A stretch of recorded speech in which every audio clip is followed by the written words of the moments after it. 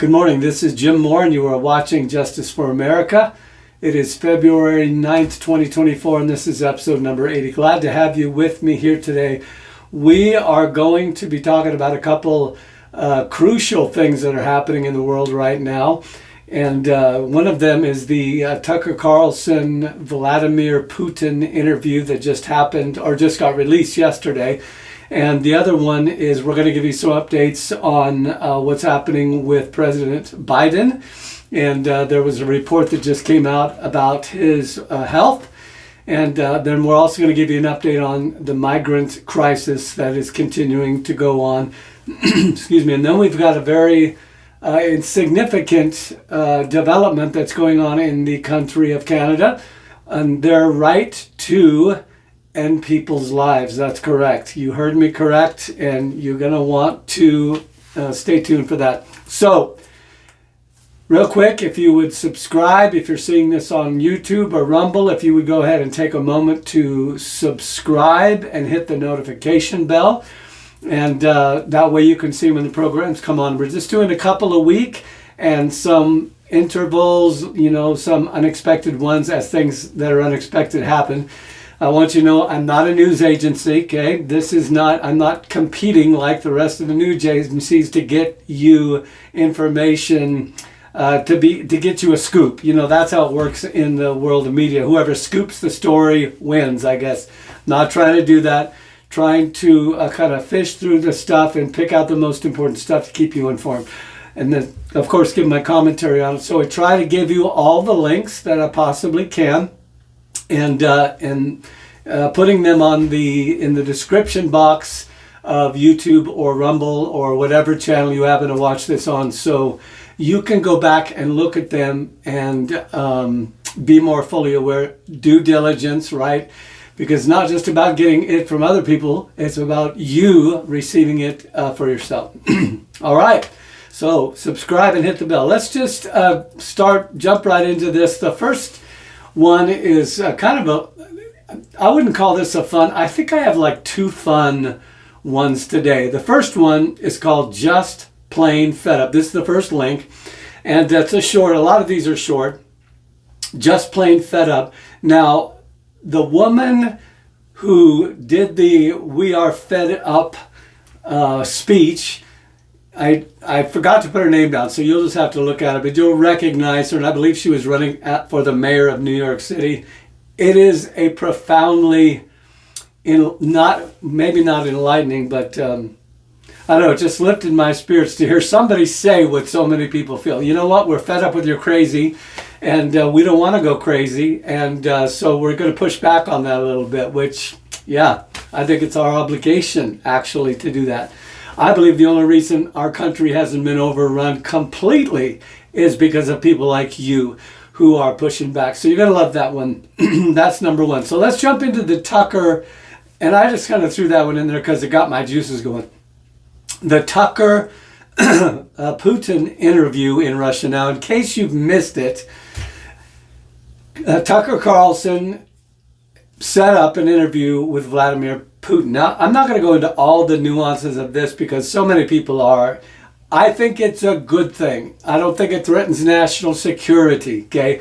I think that in this age of open information, it is important that we have information. Now, there's some things that have to do with national security, literally what our troops are doing and so on. Obviously, we don't want to tip our hat for things like that. There is such a thing as being clandestine in some issues and so on. I don't believe this is one of them. I believe this is important that we hear Vladimir Putin right out of his own mouth. Now, let me just say this real quick about him. He has been known to be a not nice man, okay? People have called him a thug. He was a part of the KGB, which is the Russian version of the CIA. I am sure the man has blood on his hands. No doubt about it, okay? Anybody who knows how KGB works, there's a lot of lying. I mean, it's built upon not telling the truth, okay? So it's not like, oh, finally we're going to get the truth. But we may get a different view than we've had before.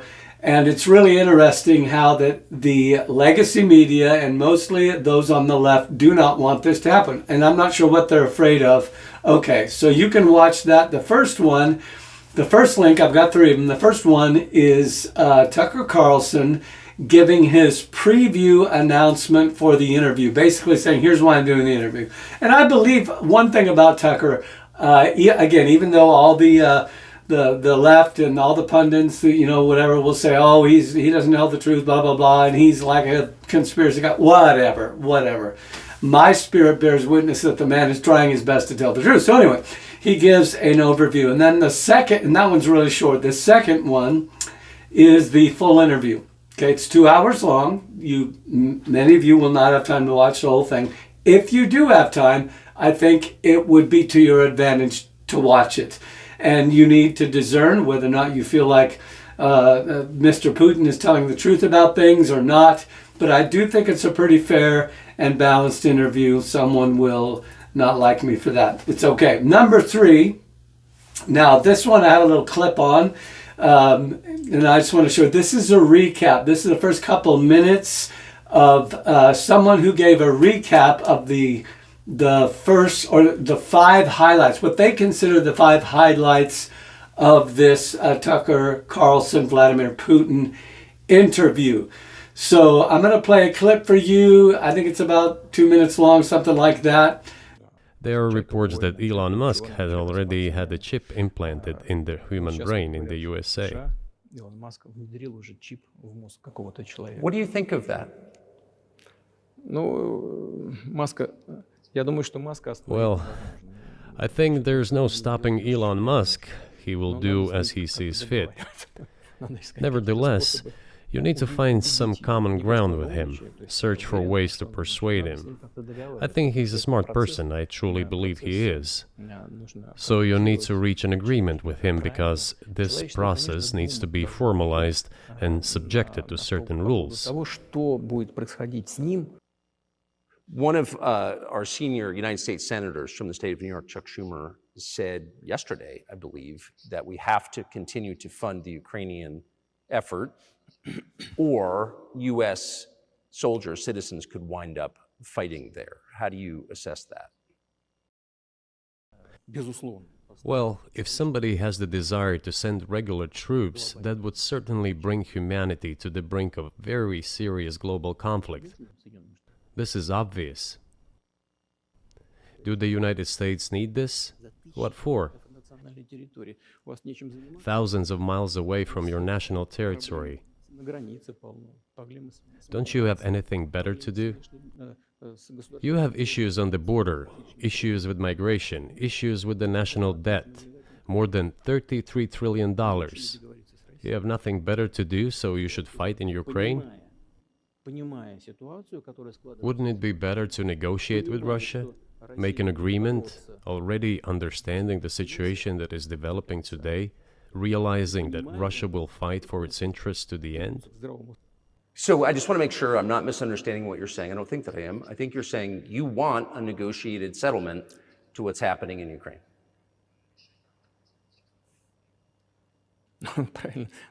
Right. And we made it. We prepared a huge document in Istanbul that was initialed by the head of the Ukrainian delegation. He affixed his signature to some of the provisions, not to all of it. He put his signature and then he himself said, we were ready to sign it and the war would have been over long ago, 18 months ago.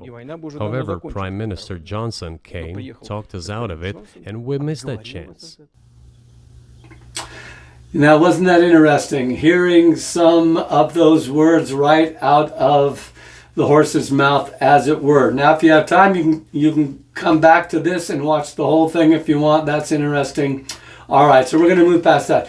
I believe it's an important thing because that people know everything that's going on right now is based on the truth or the lie. All right? I'm a Bible guy. Jesus said words that I believe are true, and this is what he said. He said, eventually, everything will come out. Everything that's been done in the corner, everything that's been done in the dark. God is a God of truth. All right, and that's a huge subject, and I'm not going to go too deep in this, but I believe that one of the blessings about the internet is that it has afforded us the ability to see things we wouldn't otherwise see, some things we don't want to see, some things we need to see. So that's my short position on that. All right, and then the next thing we're going to go to is the kind of the whole election thing. Now, you're going to get really tired of this. Last night, my wife, Linda, she got a little perturbed, and I don't blame her one little bit. And it was like, I am so tired of things not changing. You know, seeing the same thing on the news every single night and exposing darkness, exposing deception. People have become so entrenched in their deception, they're not willing to say it's deception if it meant their very soul. And it's really, it's actually fascinating and frustrating and just crazy to watch people entrench themselves and double down on their lies and deception.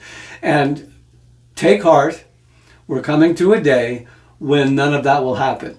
You say, well, what about my stuff? Well, Jesus said, repent, okay, ask for forgiveness, and bring it to the throne. That's the best I can tell you, okay? But we need to learn to live in a place where we're being transparent and so on. And again, that's a big subject. I'm not going to go deep into that, but all right. So my job, many people's job, is to help us see and understand and know the truth. The truth is simply what is actually happening. All right. So link number one I called this the TRUMPSTER and Biden. Okay. Just because I felt like having fun. Number one, when did Donald Trump, who was the darling, please hear what I'm saying, the darling of Hollywood, become a racist and an outcast and a horrible, horrible demon-possessed, Nazi, Hitler, whatever? How did this happen? Okay, so I want you to watch this first one.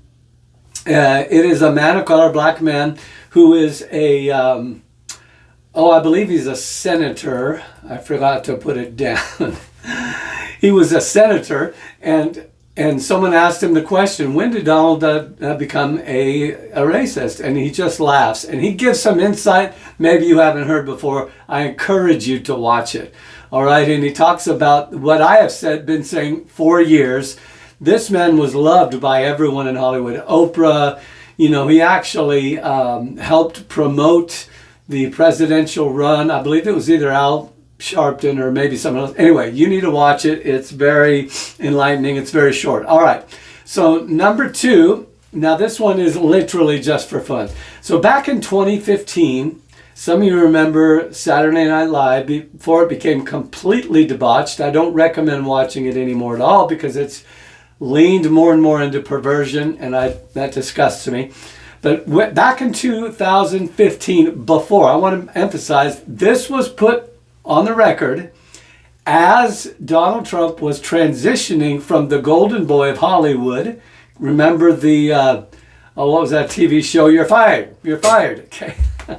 Somebody can write in here what that is. Matter of fact, if you're watching this, at least on YouTube or Rumble, please comment. Okay. It helps the algorithms when you comment. Don't just subscribe and hit the notification bell, but say stuff. Okay. It helps. And then share it with people. Help us get the word out. All right, so this was before the presidential run was fulfilled. So it ended in November of 2016, and then he was inaugurated, I believe it's in January 7th or something like that of 2017. So this was a year before. Now, why is this important? Why is this funny little skit important? Well, because they got it right. They were attempting to kind of make fun of the president's, before he was the president, he was running on the platform, I'm going to make America great, I'm going to stop the influx, I'm going to build a wall, I'm going to do all this stuff, I'm going to improve the economy. And so they're treating the skit as if he has been elected, and it's, I don't know, a year or two, whatever, into his presidency. before it ever actually happened. And they're kind of mocking it. He actually is in the skit. So Donald Trump himself, nobody else is who they say they are, but he is who he says he is. Here's the funny thing about this, and this is why I included this. You're going to laugh at how accurate their spoof of what it would look like if he became the president.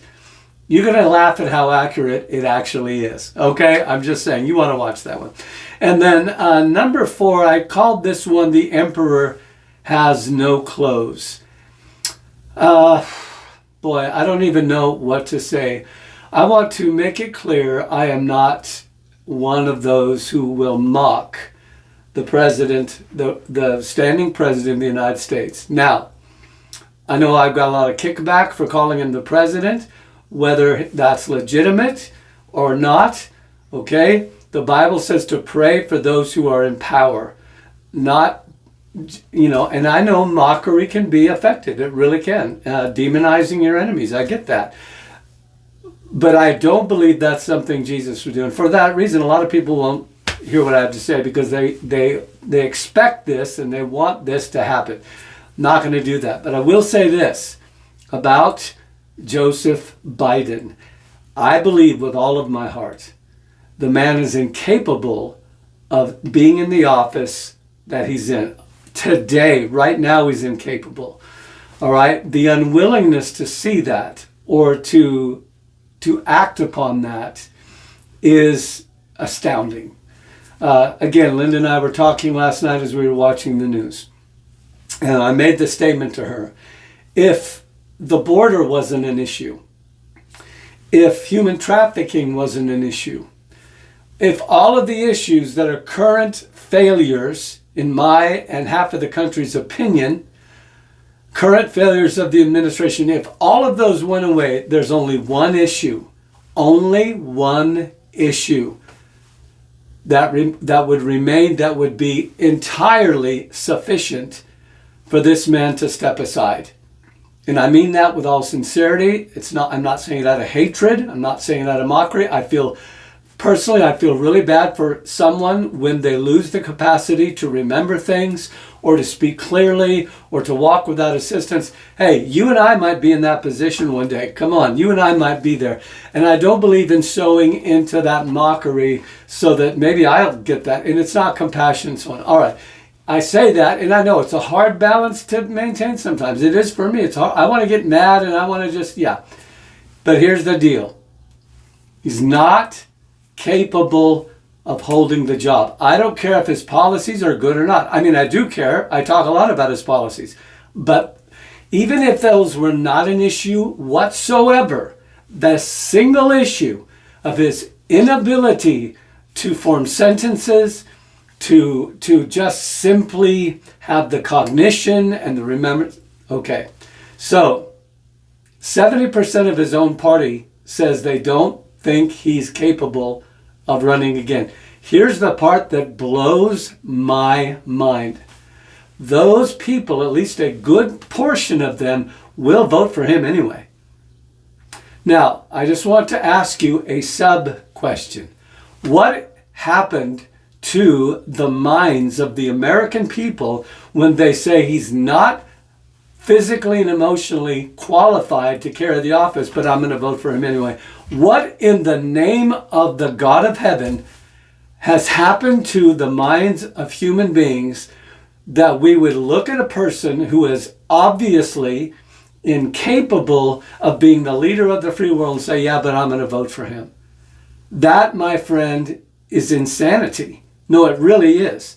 Okay, so watch that one. Then the next one, something very dramatic has happened. Okay, I hope you're still listening. I'm not trying to be offensive. I'm trying to tell you the truth. We need to be aware.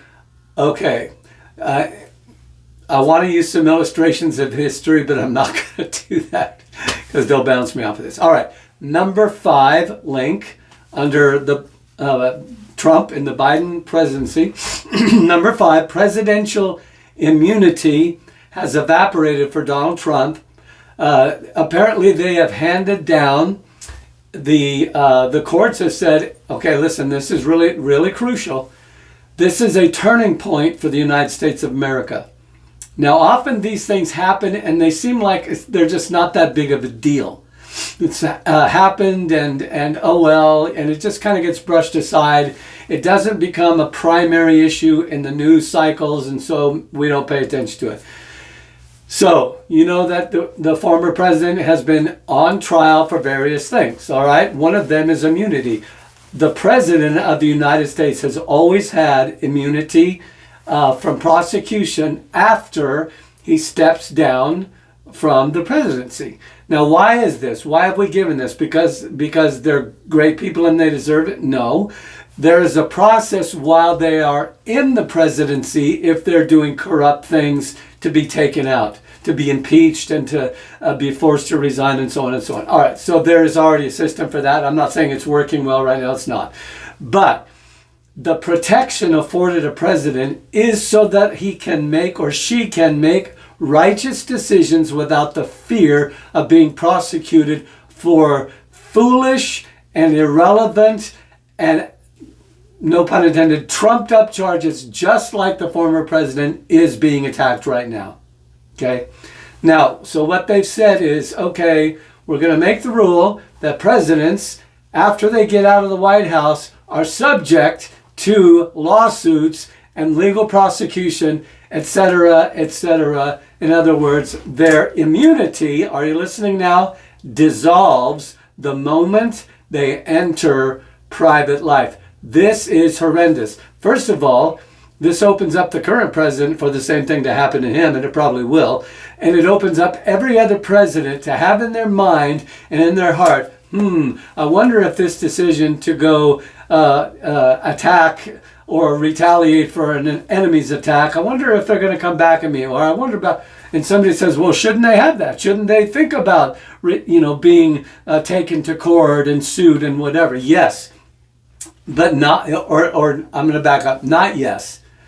Like I said, there is already a current system in place that is not working very well, in my opinion, that if corruption happens through the presidency, that it is dealt with while he's in office. All right, so monumental. You're going to want to watch that link again. Other people know more about it than I do. It is outrageous and dangerous. I'll end there. All right, there's a couple. And then skipping up to number 7. Now, the president last night just received a very bad report card about his physical, mental health. You're going to see it all over the news. I just gave you a couple of real quick ones. I gave you one link about his mental health and about this conducted by the government study, that's probably not the right word for it, about his cognition, his ability, and basically it's really interesting. They called him basically a kindly, that it was kind of like a kindly elderly gentleman who didn't know what he was doing, that kind of a thing. It's horrible, okay? It basically puts in writing what everyone already knows. So you're going to want to look at that, and then you're going to want to look at the next one, that is the president's response.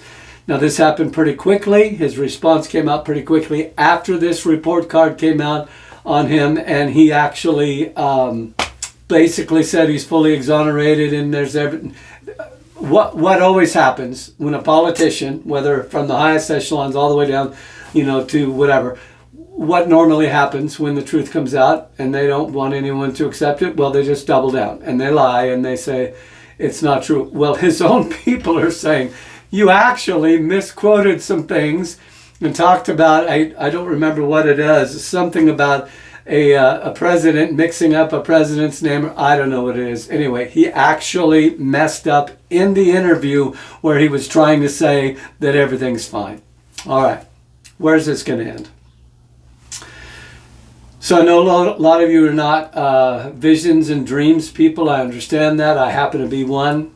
And I have shared this, 8 or 10 times on the internet. And I'm going to share it one more time. I'm going to give you just super abbreviated version. That I had a dream right before the first time that President Biden was elected that he passed away. Now, In dream language, that could either mean he wasn't elected, it could mean a physical passing away, it could mean just taken out of the picture, it could mean that he didn't run, it could mean a lot of things.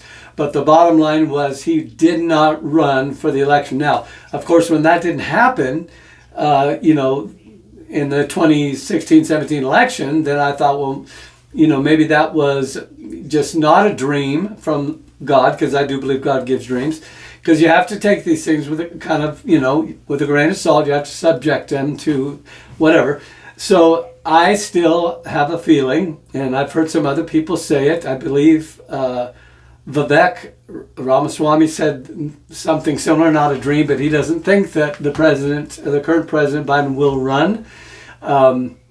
I think it could very well happen for a variety of reasons that he's not on the ticket for the next election. I'm not predicting that. I'm not saying for sure that's absolutely the truth. That's not what I'm saying. I'm saying it could be. All right. So don't be shocked if you get up one of these mornings and find that the news cycle is saying, okay, he's done. Now, in the dream that I had, it did send shockwaves throughout the country, and I believe that would happen. All right, let's jump into the news of the immigration. As you know, this is not, there has been a significant shift in what's happening with immigration right now. I've got quite a few. I think I've got 8 or 9. I think it's really important that we stay up on what's going on there, because this is one of, if not the, but maybe one of the biggest issues facing our country right now is the massive influx. This is no less than a migration. You ever watch those programs where animals like en masse, they all migrate to one place and it changes the landscape of that place and blah, blah, blah. Well, what we are witnessing right now is a human migration from all other countries into this country. And trust me when I tell you, it will change everything. Okay, now it's complicated. There are a lot of nuances to it. Okay,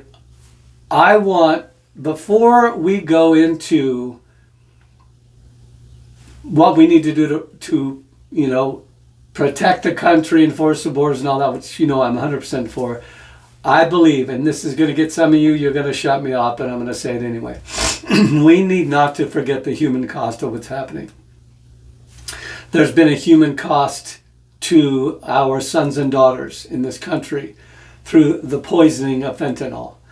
There's been a human cost through all the way down to little children who have been trafficked for the nefarious purposes of cartels and customers. This is the thing that gets me when it comes to human trafficking. Yes, bad people, cartels, ought to be dealt with in a very serious way, including arrested and executed. That is my opinion, and I'm not going to change it. Lots of that going on. But we don't talk much about the consequence, or the, how can I say this, the customer. Okay, the cartels would have no success with human sex trafficking or any other kind of trafficking if there wasn't a customer for them. For every one of the tens of thousands of children that have been trafficked for the purpose of perversion and someone's sexuality, there are that many customers, times whatever. Okay, you have one child that's been abducted and used in something that we don't even want to mention, and I'm that guy. I hate even talking about it. Okay, but that one child that's being, sexually abused by someone happens multiple times. We're talking about, 1 times 100 customers. Nobody talks about the customers. What is wrong with our country that we have mostly men and some women who are willing to debase themselves? You get what I'm saying? Supply and demand. There'd be no supply for human trafficking if there wasn't a demand. We need to repent as a nation. We need to hold ourselves accountable. We need to start saying enough is enough. We need to start having strong, serious punishment, not only for the cartels that provide this, but for the customers who give them an opportunity. That's my POV right there. So one of the things that's not talked about is the human cost as far as now I'm talking back now about the millions, and some of the workers on the border have said it's as high as 13 million. I don't know, but at this point I don't know that it matters what the actual number is that much. So this link is about a father who died crossing over. Now, this is I want to show this to you because we dare not forget the human cost. Listen, and again, this is complicated, and I don't want to wax philosophical here. It is wrong what the government has allowed, but it is the government that has allowed it. Okay? They are working in hand in glove with the UN and other people. If you haven't watched some of the videos about the Darien Gap, and there was a couple guys that went through the whole process of being in another country. They were journalists and going all the way into or to the border. It's amazing how many groups are actually facilitating this. We've got TikTok that's helping. It's incredible. It's way more than just, there's a few people that really were having a bad time in their country, and so they decided to immigrate. It is so much more than that. Please, I'm going to use this word cautiously, and again, I might get in trouble, but please don't be foolish. Please don't be stupid. Don't be dumb. Understand what's happening, okay? So, I want to give a human face for this. Here's a little girl. It shows you this little girl. She's crying because she's lost her dad. And the dad gets swept downriver. And so a cartel, we presume, a cartel guy steps up to try to take her away while they're in the middle of an interview. You cannot underestimate what is happening. The cartels have hundreds of thousands of people working for them. Money will buy just about anything. And they've got money that you can't even imagine. Billions of dollars. And they're raising up an army. I'll tell you, this thing about the cartels could be the downfall of our nation if we don't get serious about it. Anyway, so a hand reaches out through the screen trying to take the little girl, and the interviewer goes, no, you can't do that. And then finally the little girl recognizes her auntie, I guess it is, and runs up and hugs her. And then they find the dad who got swept down the river. Suddenly he comes up and he's all wet and he's crying and he's so glad that he found... And then he dies. He actually collapses right there on the thing and literally dies. Now, Jim, that's bad news. Why would you put that on there? Because you need to remember, these people have been told they have a home and food, shelter, benefits, and they can vote if they come to America. Our own country has sent them that message. So some people I got a lot of pushback about deportation, the last video that I did. And I just want to be clear, the subject of deporting illegals is a massive subject. And maybe one day I'll deal with all the nuances of that. But what I was attempting to deal with was the criminal element of migrants. Do I believe in wholesale deportation? I actually don't. I believe there should be some. Okay, but again, I don't have time to go into all that right now, but I was specifically talking about deporting criminal. If you have a criminal element that's here illegally and they defiantly and brutally break the law, especially cause violence or involved in trafficking or drug, they're gone. Okay, this mamsy-pamsy, petting it around, what about their rights, blah, blah, blah, is all a bunch of confusion. Listen, there comes a time you just have to go, you're gone, okay? That's all I'm going to say about that.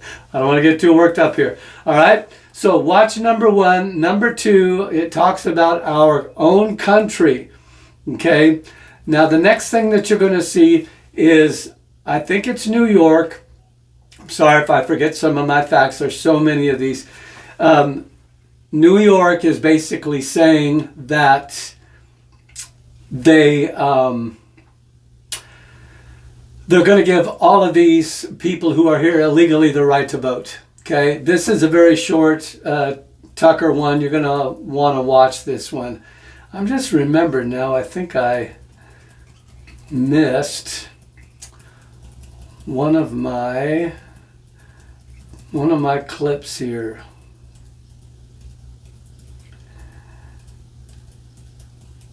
Okay, forgive me for just a second here. I'm trying to Okay, so I don't believe I've come to my second clip.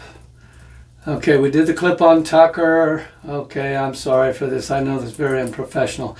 All right, let's go. Let's keep going on. All right. So, we talked about the SNL skit. We talked about, Tulsi Gabbard, the possibility of her being a running mate for Donald Trump. There's a link for that. The emperor has no clothes. Okay, we got that. Presidential immunity. Okay, we got that. The report on the health. Okay, we're in immigration. Sorry about this. Okay, number 3 in the immigration category is paying for illegals' housing. We've talked about this in the past, but you need to keep abreast of it. So look at that one. Free housing that's being offered, free food, no bail when they get arrested. Things that literally are not afforded the American public are being granted to those who are here illegally. And we have a link here that is from Dr. Phil. Some of you know who Dr. Phil is.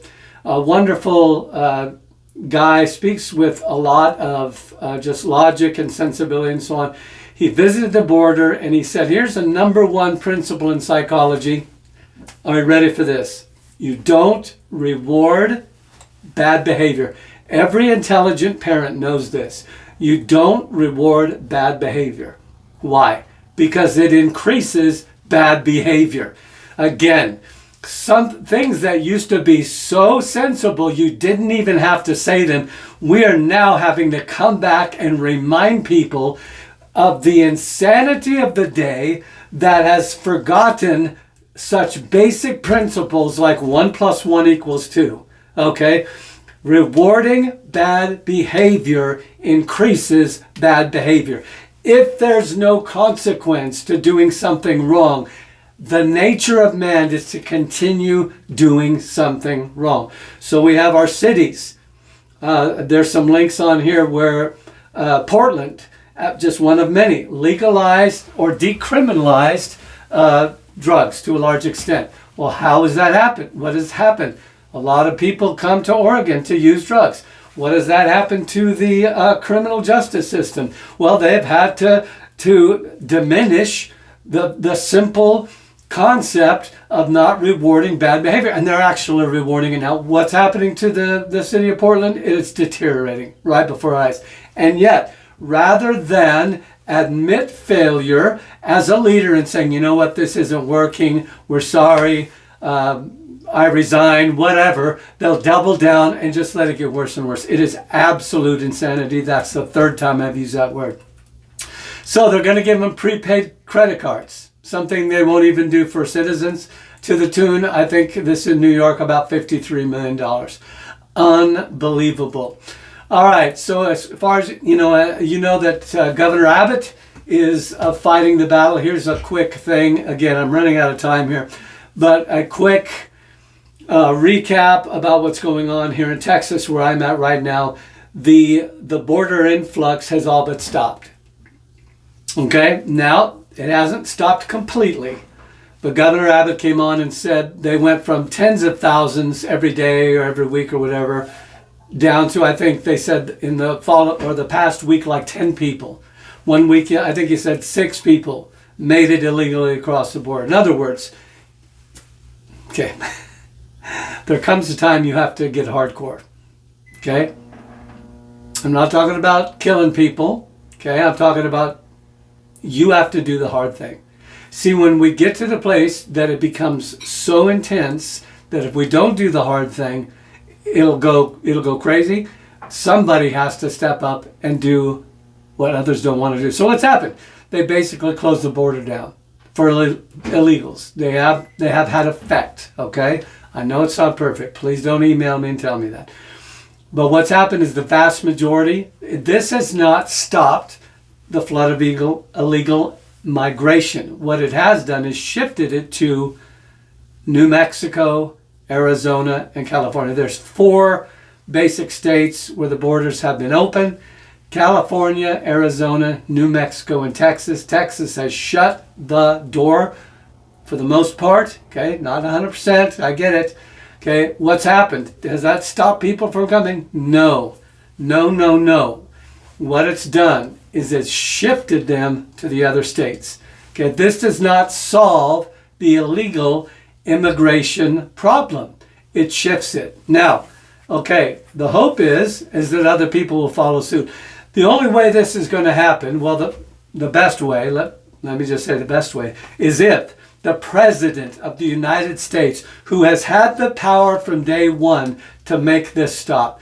Don't you believe the lie when they say, oh, we need to have this, we need to have more jurisdiction, we need to have more legislation, we need to have more agreement. That, all of that, I'm just going to make it simple, is a lie.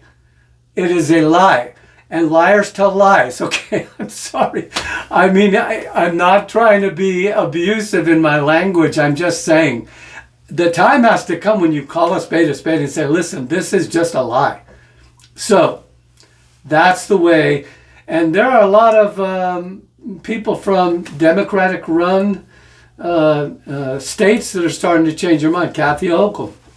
All right, I'm not going to do that. Okay, so you don't reward bad behavior. You're going to want to watch that. I'm all the way down to like number 9. Number 10. Actually, I'm going to skip. All right, let's skip to my last subject here, and that Canada. Oh, Canada has a right now to end people's lives. I got to be careful how I say this. I know this is a touchy thing they'll want to bounce me on. All right, listen, lean in close. Listen to what I'm telling you. Everything has a tendency to grow. Doing what is right can multiply. Doing what is wrong can multiply. All right? I talk about doing the hard thing. In, I believe it's El Salvador, their country was completely overrun with cartels. Listen, you can't play games with these cartels. If you pacify and let them exist at all, they will eventually overtake, because the devil, in lots of times, is smarter than, other people. Okay, so they dealt with that issue very harshly. Now, why? Why did they do that? Why have they been so harsh? I'm not even saying they've done it all right. And yes, some people get caught up in it. I get it. There's goods and bads. I get it. But they basically have solved their problem of the cartels. Now, evil has a way of growing. Canada is growing in its intensity about the value of human life, or the unvaluing, the disvaluing of those even words of human life. Okay. This whole idea of their, I think, I'm trying to remember what it's called, MAID, M-A-I-D, okay, I've got it on here. It stands for Medical Assistance in Dying. So we don't call it suicide anymore.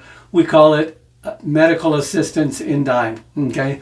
So they're basically saying, okay, what are the parameters? Now, and I'm going to do this one quickly because I got to stop. Matter of fact, I'm going to close my laptop. Okay, there's a whole lot more links. I encourage you to look at them. I only got one of my 2 clips out. I'm sorry, I'm trying to learn how to do this, but I do need to end. Medical assistance in dying. So we used to call it suicide. Now we don't call it that anymore. We used to have laws that forbid a human being taking their own life. Now, why did we do that? Because it was considered self-murder. Okay? And it was a dangerous and slippery slope for the government to even allow it, much less get involved in it. All right? And it's a strange dichotomy that in some places we have both the law that says you can't commit suicide and a law that permits the government to help you do it. It is one more evidence of insanity. I don't know if you thought about this. Okay, why does the government need to get involved at all? Because Canada is saying, hey, even mentally ill people. Now, this isn't fully established yet, but they're moving that direction very quickly. And the other one, they're saying, well, wait a minute. What if people are depressed? Okay, isn't that a form of mental illness? Shouldn't they be allowed to have their life end as long as we're helping them? Because that's our job, okay, as the government. Okay. And then they move on to poor people. Well, what about somebody who's in poverty? I am not kidding you, and I'm not exaggerating. You need to watch these links about this. It is horrifying. Okay, so I want you to consider this, and I'm going to end. Do you realize that no one can stop a person from ending their own life if that person is determined to end their life? We already have, I'm going to use this word, it's not 100% accurate, but we already have the right to do that. What I mean by the right is not a government given right, not a right even given by God. Okay, God doesn't give us the right to kill our neighbor, but we have the capacity, maybe that's a better word, to do it. So nobody can come in and stop you if you want to take your life. So what does stop people? Well, the concern about eternity, how it's going to affect people that they leave on the earth. Okay, a lot of things keep a person from doing that. And yet there's still scores, hundreds, thousands of people pretty much every day that do end their life for various reasons. I'm not saying right or wrong, I'm just saying that's a fact. So you can already, hear me now, this is super controversial, but I'm going to say it anyway. You can already end your life if you want to. The government really doesn't have any say at all about it. So why does the government feel like in the most important issue of your existence, whether you live or die and go into eternity, why?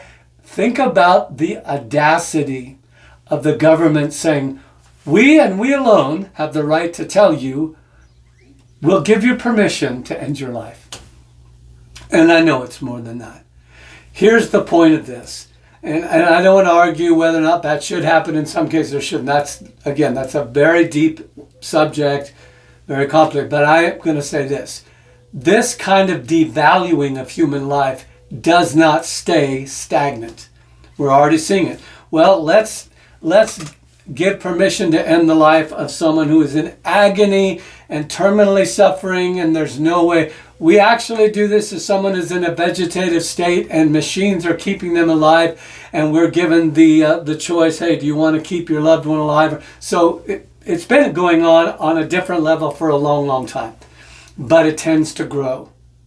So we've gone from cases like that, cases of extreme agony, absolutely no chance of survival except God, and then it's like, well, what about this person? And then what about this situation? What about people who are depressed? What about people who just don't want to live? And eventually, are you listening? Eventually it grows to the place to where it doesn't really matter what your reason is. We'll help you end your life. And if you think if I'm exaggerating, you are greatly mistaken, because this is what happens when you open the door to evil. And the people that decry the open door way back when there's nothing seriously bad happening and say, hey, this could lead to something, are usually mocked, berated, they're poo-pooed, and oh no, that would never happen. Of course, those same people never come back and apologize later when it actually does happen. All right. Love to talk to you about so many. I missed my second clip. I'm so sorry. My editor will, he'll probably spank me for it. So God bless you guys. Love you. Take your time to watch the links. They're very, very important. All right. Keep your head up. Keep your eyes up. Keep your heart right with God. And we'll look forward to seeing you the next time. So, this is Jim Moore signing out. Give yourself permission to have a great day. Bye-bye.